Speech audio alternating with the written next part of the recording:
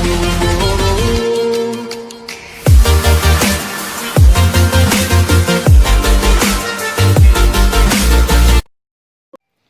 दोस्तों चलिए शुरू करते हैं। भारतेंदु जी द्वारा लिखा हुआ निबंध भारतवर्षों उन्नति कैसे हो सकती है।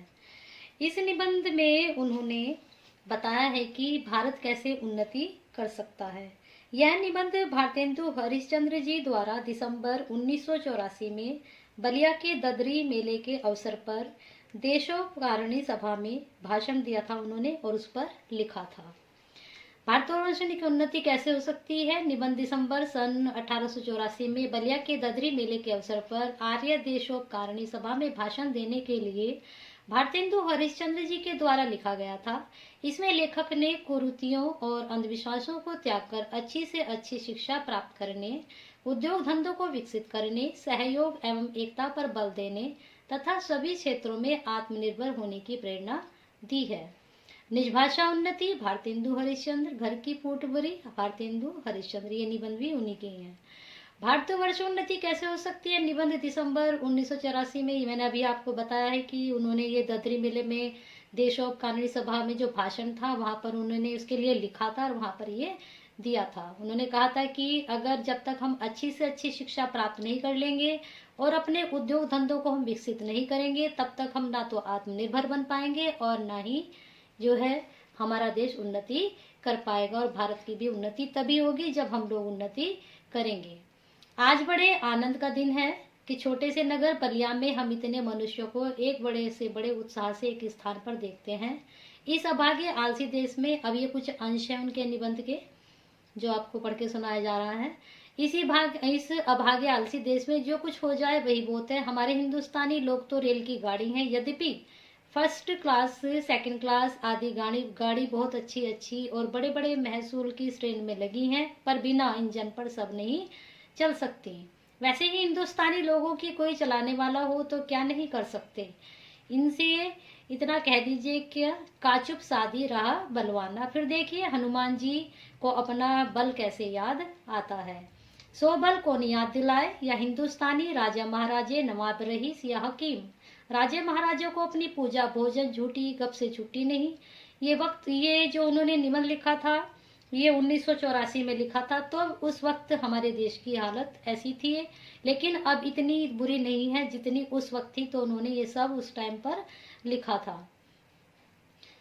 आगे उन्होंने बोला कि हाकिमों को कुछ तो सरकारी काम घेरे रहता है, कुछ बाल गुड़दौड़ थिएटर में समय लगा, कुछ समय बचा भी तो उनको क्या गरज है कि हम गरीब गंदे काले आदमियों से मिलकर अपना अनमोल समय खोवे। बस वही मसल रही है। तुम्हें 11 से कब फुर्सत, हम अपने गम से कब खाली। चलो बस हो चुका मिलना, ना हम खाली ना तुम खाली। कुछ बातें अभी भी हैं मौजूद हमारे समाज में और हमारे देश में जो उस वक्त उन्होंने कही थी।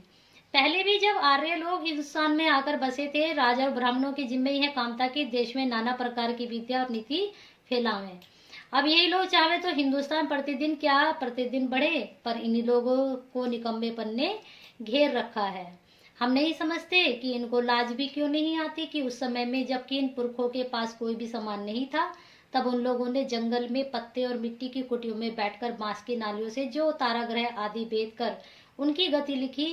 कह ऐसी ठीक है कि 16 लाख रुपए लागत की विलायत से जो दूरबीन बनी है उनसे उन घरों को भेद करने में वही गति ठीक आती है। और जब आज इस काल में हम लोगों को अंग्रेजी विधा के जानते ही उसकी उन्नति से लाखों पुस्तक के हजारों यंत्र तैयार हैं, तब हम लोग निरी चुंगी के कतवार फेंकने की गाड़ी बन रहे हैं। यह समय ऐसा है कि उन्नति की मानो घुड़दौड़ हो रही है। अमेरिकन, अंग्रेज, परासीन आदि तुर्की ताजी सब सरपटे दौड़े जाते हैं। सबके जी यही है कि पाला हम ही पहले छू ले। उस समय हिंदू काठियावाड़ी खाली खड़े ताप से मिट्टी खोदते हैं, उनको औरों को जाने दीजिए। जापानी टट्टू को हाँपते हैं, दौड़ते देखकर भी लाज नहीं आती। यह समय ऐसा है कि जो पीछे रह जाएगा फिर कोटि उपाय किए आगे ना बढ़ सकेगा। इस लूट में, इस बरसात में जिसके सिर पर कमबख्ती का छाता और आंखों में मूर्खता की पट्टी बंधी रहे, उस ईश्वर का को भी कहना चाहिए। यानी कि जो उस वक्त जो ये दौर चल रहा था, जो उन्होंने कहा कि जो आगे बढ़ जाएगा वही अमीर हो जाएगा और जो नहीं ऐसा करेगा वह पीछे रह जाएगा, और उसको ईश्वर का को भी कहिए। मुझको मेरे मित्रों का कहा था कि तुम इस विषय पर कुछ कहो। वो बता रहे हैं कि मेरे मित्रों ने मुझे कहा था कि इस विषय पर आप कहिए कि भारत की उन्नति कैसे हो सकती है, कि हिंदुस्तान की उन्नति कैसे हो सकती है। भला इस विषय पर मैं क्या कहूँ। भागवत में एक श्लोक है, न द्रहे माधे सुलभ सुदुर्लभे पल्लवः सुकल्पः गुरु कर्णाधारे मह्यासे नुकूलेने नभे स्वतेरिते पुमाने भावाब्धि न तरेते स आत्महया। भगवान कहते हैं कि पहले तो मनुष्य जन्म से ही बड़ा दुर्लभ है, सो मिला उस पर गुरु ही की कृपा, उस पर मेरी अनुकूलता, इतना सामान पाकर भी जो मनुष्य इस संसार सागर के पार न जाए उसको आत्महत्या करनी चाहिए। वही दशा इस समय हिंदुस्तान की है। उन्होंने बताया कि जब आप, वैसे तो मनुष्य की जो योनि है वो बहुत ही मुश्किल से मिलती है, मनुष्य जन्म ही बड़ा दुर्लभ है, और अगर मिल जाए उस पर फिर आप पर गुरु की कृपा हो और फिर उस पर भगवान जी की अनुकूलता हुई हो, ये समान पाकर भी अगर मनुष्य तरक्की नहीं करता है, वह आगे नहीं बढ़ता है, इस सागर को, संसार सागर को पार नहीं करता है, तो उसको आत्महत्यारा यानी कि अपनी ही खुद हत्या करने वाला कहना चाहिए। वही दशा आज हमारे हिंदुस्तान की है उस वक्त 1984 में। बहुत लोग क्या कहेंगे कि हमको पेट के धंधे हमारे छुट्टी ही नहीं रहती है, बाबा हम क्या उन्नति करें। अब ये स्थिति जो उन्होंने ये बताई वो आजकल भी है। तुम्हारा पेट भरा है, तुमको दिन की सूझती है, कहना उनकी बहुत भूल है। इंग्लैंड का पेट भी कभी यूं ही खाली था, उसने एक हाथ से अपना पेट भरा, दूसरे हाथ से उन्नति के कांटों को साफ किया। कि इंग्लैंड में किसान खेत वाले, गाड़ीवान, मजदूर, कोचवान आदि नहीं है। किसी भी देश में सभी पेट भरे हुए नहीं होते, किंतु लोग जहाँ जहाँ खेत जोते बोते हैं वहीं उसके साथ यह भी सोचते हैं कि ऐसी कौन सी नई कला या मसला बनावे जिससे इस खेत में आगे से दूर अन्न उपजे। मतलब जो कर रहे हैं उसे और अच्छा करने की कोशिश करें। विलायत में गाड़ी के कोचवान भी अखबार पढ़ते हैं। जब मालिक उतरकर किसी दोस्त के यहाँ गया, उसी समय कोचवान ने गद्दी से नीचे अखबार निकाला और यहाँ इतनी देर में कोचवान हुक्का पिएगा, गप मारेगा, सो गप भी निकम्मी। वहाँ के लोग गप में देश के प्रबंध छाटते हैं। सिद्धांत यह है कि वहाँ के लोग का यह सिद्धांत है कि एक छिन भी व्यर्थ ना जाए, यानी कि वो एक पल भी व्यर्थ नहीं बैठते और दिन का एक व्यर्थ भी वे गवारा नहीं करते खाली। उसके बदले यहाँ के लोगों को जितना निकम्मापन हो उतना ही बड़ा अमीर समझा जाता है। आलस यहाँ इतनी बढ़ गई है कि मलुकदास ने दुआ ही पढ़ डाला, अजगर करे ना चाकरी, पंछी करे ना काम, दास मलुका कह गए सबके दाता राम। चारों ओर आंख उठा के देखिए तो बिना काम करने वालों की ही चारों ओर बढ़ती है। रोजगार कहीं कुछ भी नहीं, चारों ओर दरिद्रता की आग लगी हुई है। किसी ने बहुत ठीक कहा है कि दरिद्र कुटुंबी इस तरह अपनी इज्जत को बचाता फिरता है जैसे लाजवती बहू फटे कपड़ों में अपने अंगों को छिपाए जाती है।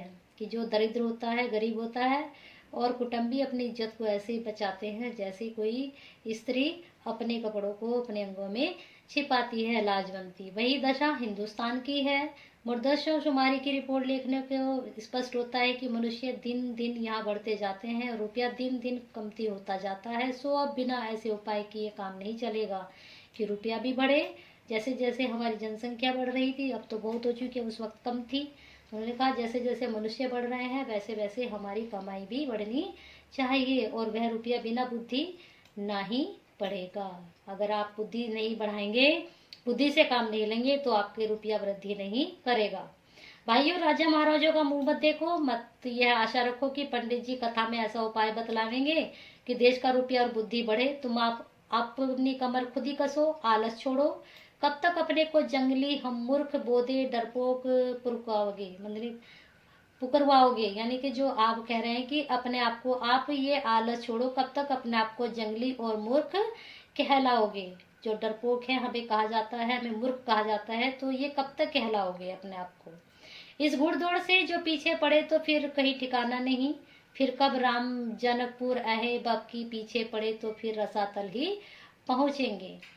अब भी तुम लोग अपने को ना सुधारो तो तुम ही रहो, और वह सुधारना ऐसा भी होना चाहिए कि सब बात में उन्नति हो। यानी कि एक ही काम में आप उन्नति कर रहे हो, सिर्फ रोजी रोटी में ही आप उन्नति कर रहे हो। उन्होंने कहा कि धर्म में, घर के काम में, बाहर के काम में, रोजगार में, शिष्टाचार में, चाल चलन में, शरीर में, बल में, समाज में, युवा में, वृद्ध में, स्त्री में, पुरुष में, अमीर में, गरीब में, भारतवर्ष की सब अवस्था से, सब जाति, सब देश में उन्नति करें। उन्होंने ये नहीं कहा कि आप सिर्फ एक ही मनुष्य अपनी रोजी रोटी में उन्नति करता रहे, अपना दिमाग चलाता रहे।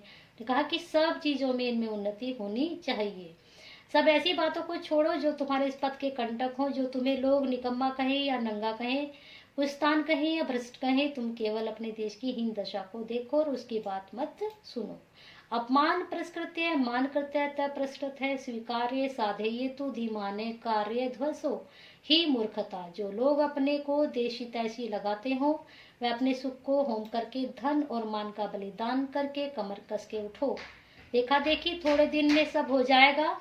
अपनी खराबियों के मूल कारणों को खोजो। कोई धन की आड़ में, कोई देश की चाल की आड़ में, कोई सुख की आड़ में छिपे हैं।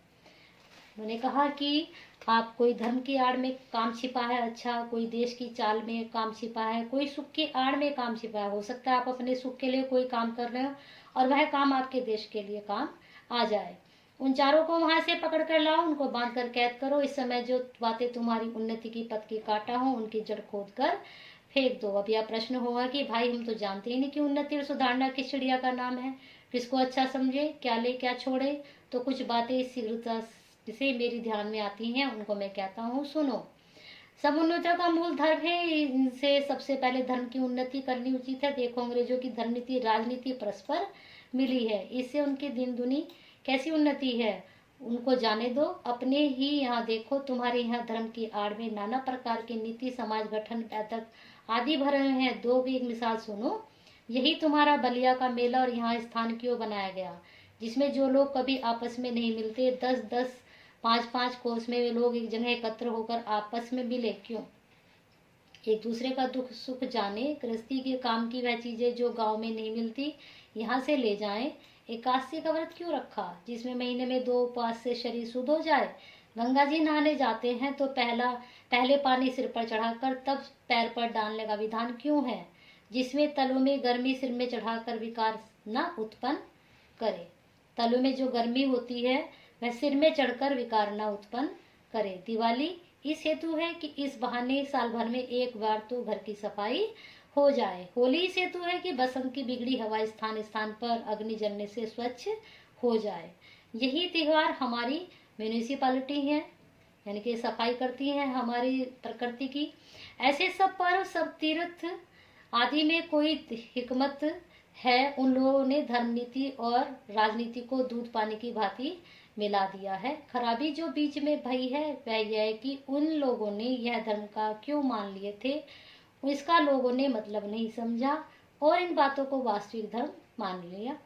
भाइयों, वास्तविक धर्म तो केवल परमेश्वर के चरण कमल का भजन है। ये सब तो समाज धर्म है जो देश काल के अनुसार शोध बदले जा सकते हैं। दूसरी खराबी यह हुई कि उन्हीं महात्मा बुद्धिमान ऋषियों के वंश के लोगों ने अपने बाप दादों के मतलब न समझकर बहुत से नए नए धर्म बनाकर शास्त्रों में धर दिए। बस सभी तिथि व्रत और सभी स्थान तीर्थ हो गए। सो इन बातों को अब एक देर आंख खोलकर देख और समझ लीजिए कि फलानी बात उस बुद्धिमान ऋषियों ने क्यों बनाई और उनमें देश काल और अनुकूल और उपकारी है हो, उनको ग्रहण कीजिए। उनका कहने का मतलब था कि जो हमारे दादा मुनि बनाकर गए हैं तो उनमें यह भी देखिए कि क्या बुरा है और क्या अच्छा है। तो जो अच्छा है, जो आपको आगे बढ़ाता है, वो आप अपनाइए। जैसे जहाज का सफर, विधवा विवाह आदि, लड़कों को छोटे बल में ब्याह करके उनका बल वीरज आयुष का संबत घटाइए। आप उनके माँ बाप हैं या शत्रु हैं, वीर्य उनके शरीर में पुष्ट होने दीजिए। नौन तेल लकड़ी की फिक्र करने की बुद्धि सीख ले लीजिए, तब उनका पैर काट में डालिए। कुलीन प्रथा, बहुविवाह आदि को दूर कीजिए। लड़कियों को भी पढ़ाइए, किंतु इस चाल से नहीं जैसे आजकल पढ़ाई जाती हैं, जिससे उपकार के बदले बुराई होती है। ऐसी चाल में उनको शिक्षा दीजिए कि वह अपना देश और कुल धर्म सीखें, पति की भक्ति करें, लड़कों को सहज में शिक्षा दें। नाना प्रकार के मत के लोग आपस में बैर छोड़ दें, यह समय इन झगड़ों का नहीं। हिंदू जैन मुसलमान सब आपस में मिलिए। जाति में कोई चाहे ऊंचा हो चाहे नीचा हो, सबका आदर कीजिए। जो जिस योग्य हो वैसा मानिए। छोटी जाति के लोग तिरस्कार करके उनका जी मत तोड़िए। सब लोग आपस में मिलिए। अपने लड़कों को अच्छी से अच्छी तालीम दें, फिर निश्चय पूर्वजी पाइया। नौकरी का भरोसा छोड़े, लड़कों को रोजगार सिखलाओ। विलायत भेजो, जो आजकल हमारे देश में चल भी रहा है नारा कि नौकरी का भरोसा छोड़िए, लड़कों को रोजगार सिखाइए, उन्हें सेल्फ डिपेंड बनाइए, उन्हें ऐसा काम सिखाइए कि वो अपना काम ही शुरू कर सकें। विलायत भेजो, छोटेपन से मेहनत करने की आदत दिलाओ। बंगाली, मराठा, पंजाबी, मद्रासी, वैदिक, जैन, ब्राह्मण, मुसलमान, सब एक का हाथ एक पकड़ो, सब एक हो जाइए। ये नहीं कि ये मुसलमान है, ये हिंदू है, ये जैन है, ये ब्राह्मण है, तो ऐसा ना हो। सब एक दूसरे का हाथ पकड़े, देश में एकता का माहौल हो। कारीगरी, जिसमें तुम्हारे यहाँ बैठे बड़े तुम्हारा रुपया तुम्हारे ही देश में रहे, वह करो। कुछ इस तरह का करो कि तुम्हारा जो आजकल हमारे नारा भी दिया जा रहा है, बताया भी जा रहा है कि हमारे देश का ही सामान हमारे देश में ही बिके, हमें दूसरे देशों से सामान ना मंगाना पड़े। और जो बाहर से हम सामान मंगाते हैं वो कुछ इस तरह का करें कि हमें वो अपने ही देश में मिल जाए सामान। देखो, जैसे हजार धारा होकर गंगा समुद्र मिलती है, वैसे ही तुम्हारी लक्ष्मी हजार तरह से इंग्लैंड, फरांसी, जर्मनी, अमेरिका को जाती है। दिया सिलाई ऐसी तुच्छ वस्तु भी वहीं से आती है। जरा अपने को तो देखो, तुम जिस मार्किन की धोती पहने हुए अमेरिका की बनी हुई है, जिस लंगलाट का तुम्हारा अंगा है वह इंग्लैंड का है, फरासिन की बनी कंघी से तुम सिर झाड़ते हो, जर्मनी की बनी चरखी की बत्ती तुम्हारे सामने जल रही है। यह तो वही मसल हुई कि बेफिक्रे मंगनी का कपड़ा पहनकर जिस महफिल में गए। कपड़े को पहचान कर एक ने कहा, अजी अंगा तो फलाने का है। दूसरा बोला, जी टोपी फलाने की है। तो उन्होंने हंसकर जवाब दिया, घर की तो मूछे ही मूछे हैं। हाय अफसोस, तुम ऐसे हो गए कि अपनी निज की काम की वस्तु भी नहीं बना सकते। भाइयों, अब तो नींद से चौंको, अपने देश की सब प्रकार से उन्नति करो। जिसमें तुम्हारी भलाई हो वैसी ही किताबें पढ़ो, वैसी ही खेल खेलो, वैसी ही बातचीत करो। परदेशी वस्तु और परदेशी भाषा का भरोसा मत रखो, अपने देश में अपनी ही भाषा में उन्नति करो। तो यह भारतेंदु जी द्वारा भारतवर्षों उन्नति कैसे हो सकती है। कुछ बातें तो जो उन्होंने इसमें कही थी वो कुछ हद तक आज खत्म भी हो गई हैं, लेकिन जो उन्होंने बातें कही थी, कुछ बातें आज भी हमारे देश में है मौजूद हैं, जिन्हें हमें दूर करना चाहिए और अपने देश की उन्नति की तरफ ध्यान देना चाहिए। अगर आपको यह निबंध का सरल व्याख्या में जो मैंने आपको दिया है पसंद आई है वीडियो, तो लाइक एंड शेयर करना ना भूलें। और हिंदी मिरर भी सुनीति के साथ अपना साथ और प्यार ऐसे ही बनाए रखें।